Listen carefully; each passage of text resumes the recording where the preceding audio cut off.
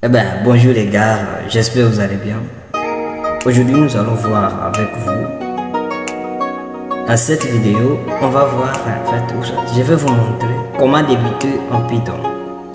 Que vous soyez un débutant, soit vous voulez vous attirer dans le monde de programmation en Python, cet tutoriel ou soit cette vidéo va vous aider énormément pour vous démarrer avec votre langage de programmation Python.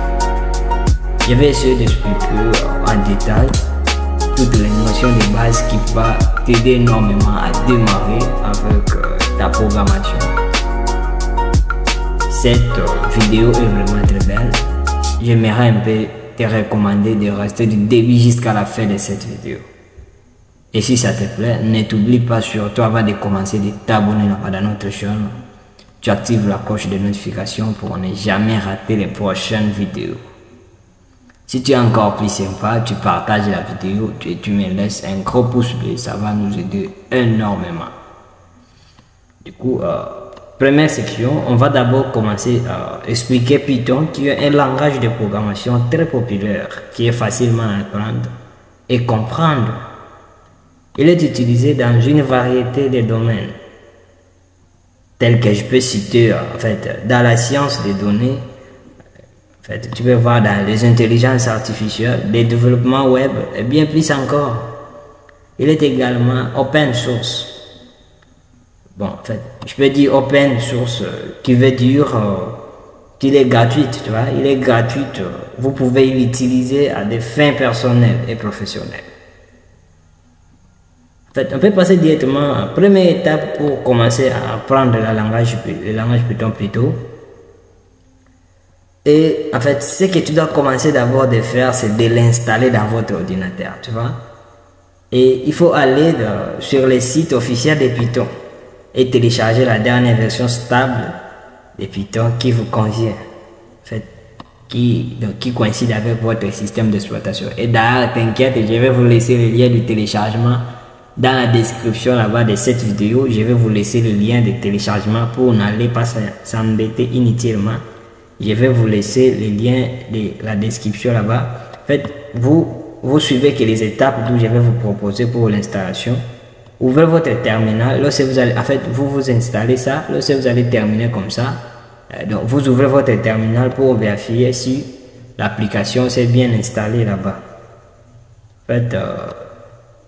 Une fois que Python est installé, il est temps de choisir un éditeur de code. Il existe pas mal des éditeurs de code gratuits, tels que la majorité des gens utilisent PyCharm, Python, Code. Il y a Sublime Test, tu vois, il y a pas mal d'éditeurs de tests. Lorsque tu vas choisir l'éditeur qui vous convient mieux et commencer maintenant à écrire des codes Python. J'aimerais un peu vous définir c'est quoi Python. Je parle pas mal Python. Il y a la majorité de gens, peut-être ils vont l'ignorer, c'est quoi Python. Dont on parle de Python, c'est un langage de programmation de haut niveau, ce qui signifie qu'il est relativement facile à lire. Non seulement lire, mais aussi comprendre. Les éléments de base du langage sont les suivants, tu vois. Dans ce langage, il y a des éléments qu'on peut réellement respecter, qui est comme soit qu'on doit savoir ce qui est de base. On peut avoir variables, non seulement des variables, mais aussi des types de données. Ça, tout le monde le sait. Je peux dire que Python est rien d'autre qu'un langage de type dynamique. Tu vois? Si je parle plutôt de dynamique, qui veut dire que vous n'avez, vous ne pouvez pas avoir besoin de déclarer explicitement le type de données d'une variable. Tu vois, les types de données courants, donc on peut citer comme des types de des types chaîne, les strings, et les nombres. On peut compter encore les types booléens. En Python, on peut avoir encore les structures de contrôle. En savoir plus, Python prend en charge les structures de contrôle courantes, telles que les boucles et les conditions. Il y a aussi les fonctions. Les fonctions sont des blocs de codes réutilisables qui prennent en entrée des arguments et renvoient une valeur, tu vois. Du coup, je peux pas beaucoup parler, je parle pas mal déjà en fait de temps. J'aimerais un peu vous expliquer jusqu'à la fin ici. On va commencer avec vous petit à petit. Vous allez voir comment on va débuter réellement en Python. Mais c'est pour ça, vous voyez que j'ai pris d'abord tout mon temps pour vous expliquer. Vous ayez au moins quelques lumières avant de vous aborder là-bas. J'ai pris le temps comment expliquer les tout à la fois. Du coup, tellement qu'on a fini avec cette explication, maintenant là, on va ouvrir tous ensemble notre environnement de développement qui est, moi certainement j'utilise PyCharm, tu vois. Je viens là-bas, je fais la recherche PyCharm, je vais double-cliquer là-bas. Donc ça va me donner cette interface ici, tu vois. Ça va me donner cette interface d'où je vais commencer à renommer d'abord mon application. Je peux nommer ça débiter en Python.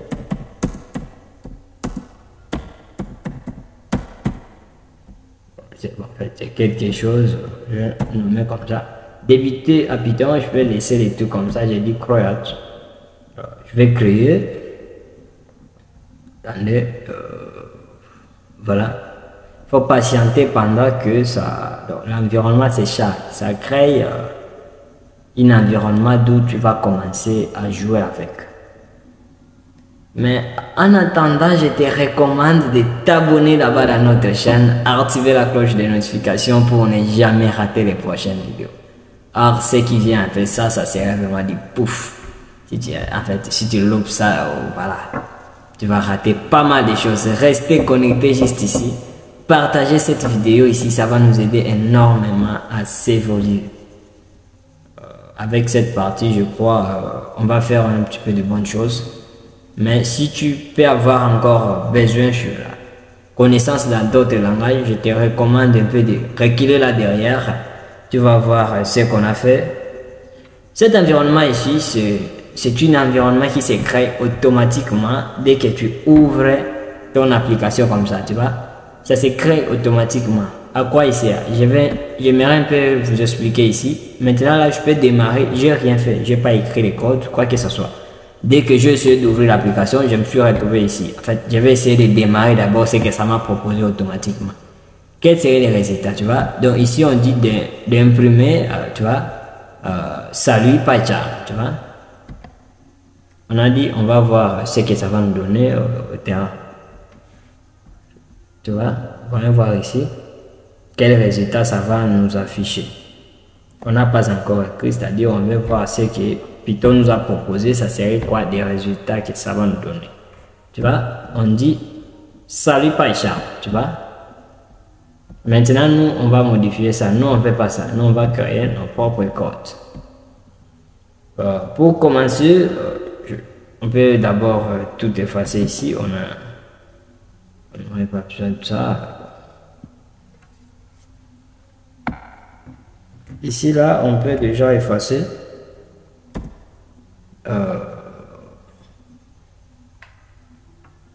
Je peux faire bon, attendez, vous allez voir ce que je vais faire. Je peux faire ça, j'ai dit print. Vous voyez, j'ai dit print par exemple bonjour tout le monde par exemple, tu vois. Je dis ici bonjour tout le monde, tu vois. En fait, il y a des gars qui peuvent dire, ah non, comment ces gars ici, il a commencé directement avec bonjour tout le monde, voilà. Oui, on a commencé avec bonjour tout le monde. Vous allez voir pourquoi on a commencé avec ça et qu'est-ce que ça va nous donner. Attendez.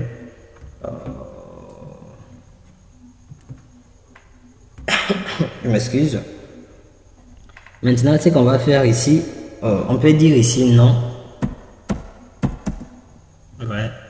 On dit non sera est égal, par exemple, je peux dire authentique. Le nom, on a déclaré la variable nom, donc on a réinitialisé ça directement à authentique. Tu vois? Maintenant, regarder ce qu'on peut faire. Bon, du coup, je peux enlever d'abord ça, tu vois. J'enlève d'abord ça. Je viens ici en bas, je dis qu'est-ce que je vais lui dire, tu vois. Donc j'ai donné à ma variable nom, j'ai réinitialisé ça avec les noms authentiques, tu vois. Maintenant, j'ai dit affiche-moi print. Excusez, j'ai dit quoi? Affiche-moi. Qu'est-ce qui se passe ici? Quelque chose au moins qu'il y a.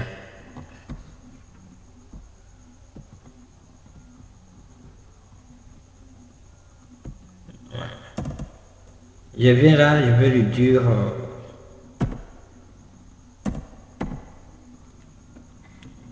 je lui dis print-moi, c'est-à-dire affiche-moi bonjour.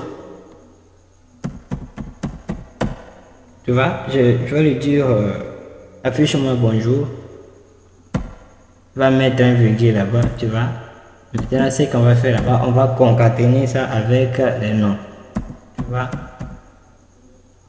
on va concaténer avec les noms. Pourquoi ça souligne les noms? Normalement, il ne faut pas que ça souligne les noms. Ok, vous voyez, ça souligne ici parce que ici, on avait déclaré les noms avec M. Contrairement, là j'ai mis N, il faut que ça souligne parce que Python ne reconnaît pas ce que la variable que j'ai concaténée là-bas. Maintenant, on peut passer directement. Ici, qu'est-ce qu'on va faire? Ici, on va utiliser une boucle for pour imprimer les nombres qui est entre de 1 à 5. Ici, pour utiliser la boucle for, ici on dira for i, tu vois. On va dire for i, une, ici on peut dire range, tu vois. Une range, là on peut prendre combien, quelle valeur? On peut prendre par défaut 1, tu vois, on met virgule. On met virgule, ça part jusqu'à 6. Tu vois? Ici à la fin, il ne faut pas oublier de mettre des points. Tu vois? Là, je vais revenir encore pour expliquer normalement. Il faut qu'on finisse d'abord nos codes. Ici maintenant, qu'est-ce qu'on va dire? Ici, il faut qu'on affiche. Après avoir fait ça, nous devons afficher. On va afficher quoi? On va afficher i. Tu vois, on va afficher seulement la variable i là. On va afficher i. Après ça, on peut dire ici, on peut utiliser maintenant une boucle while pour imprimer les nombres de 1 à 5. Tu vois. Maintenant ici, on va venir taper ici while. Tu vois. Il faut que ça soit automatique comme ça. On dit while i.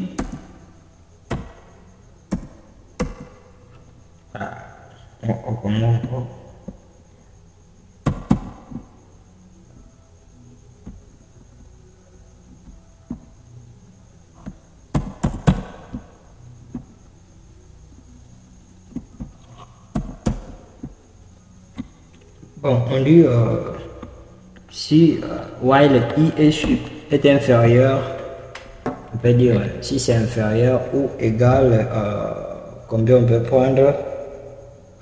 On peut dire 5, tu vois. On peut prendre ici directement 5. Maintenant, qu'est-ce qui va se passer? Maintenant, à ce moment-là, on peut directement afficher i. Tu vois, on dit print i. On va afficher i. Après avoir fait ça, on va incrémenter i, tu vois. On va dire i est égal. Hein? Maintenant, ici, il faut mettre d'abord plus. I sera plus est égal. Faire un petit peu d'espace ici. Ici, on peut mettre 1. Il faut mettre 1. là-bas maintenant, ce qui nous reste, on va définir une fonction qui va faire entrer des nombres et qui va nous renvoyer la somme, tu vois. La somme. Maintenant, on va dire def. Ici, on dira def. On peut prendre même l'addition. Def addition. On voit ça à. On peut A, on met virgule, on met B, tu vois.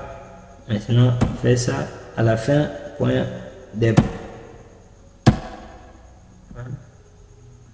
Def ici, pourquoi ça souligne? Il faut que ça soit au moins là.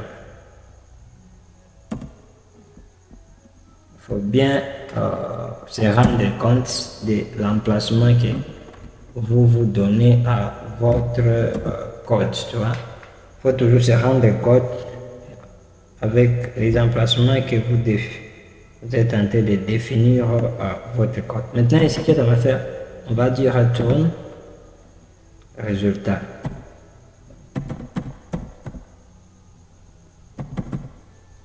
Tu vois, on va faire ça. Maintenant, après ça, on va faire... Bon, à ce niveau ici, on peut directement définir une classe pour représenter un étudiant, par exemple. Maintenant, je vais venir dire classe étudiant. Tu vois, je vais dire classe étudiant. Tu vois, je dis classe étudiant, je mets plutôt, excuse, des points. Tu vois, je dis classe étudiant. Maintenant, ici, je dis def. Def, un peu, attendez. Je m'excuse plutôt. Bon, du coup, jusqu'à ce niveau ici, je crois on pouvait d'abord... bon, on peut changer à partir d'ici pour ne pas vraiment embêter les gens.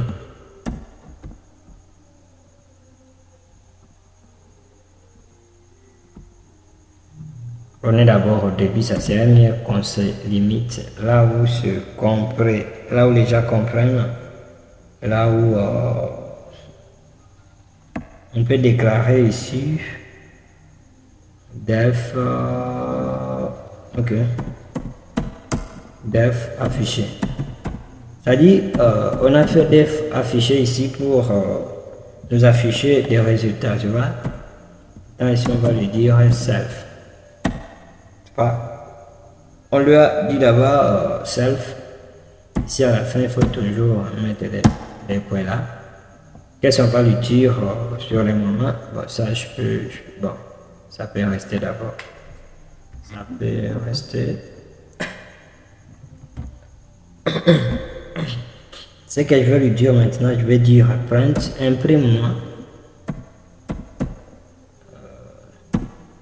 Tu m'imprimes le nom, tu vois, imprime-moi nom. Bon, je peux dire seulement, imprime-moi seulement les noms, tu vois. Ça va m'imprimer les noms. Bon, je peux me limiter même là, tu vois. Soit je peux enlever ça ici. On peut faire ça pour ne pas compliquer ici à la préalable. Je viens ici, je dis print, non.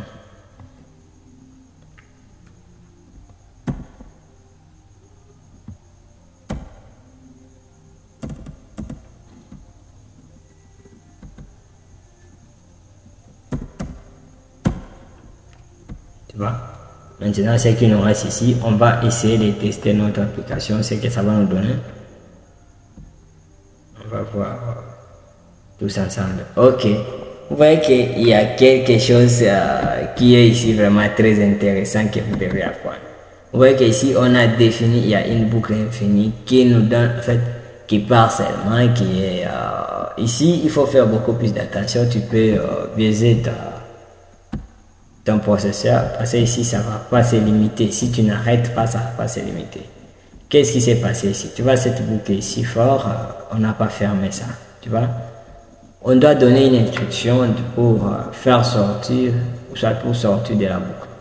Ici, on peut juste, pour la première vidéo, enlever ça. On va faire quelque chose qui est un peu plus complexe, qui va aider la majorité des gens. J'ai voulu faire ça d'abord pour vous faire croire, pour vous faire montrer ce qui peut se faire là-bas. Mais avec ces codes ici, je crois, vous pouvez juste voir ce qui va se donner là-bas. Nous, on veut que ça nous affiche authentique, tu vois.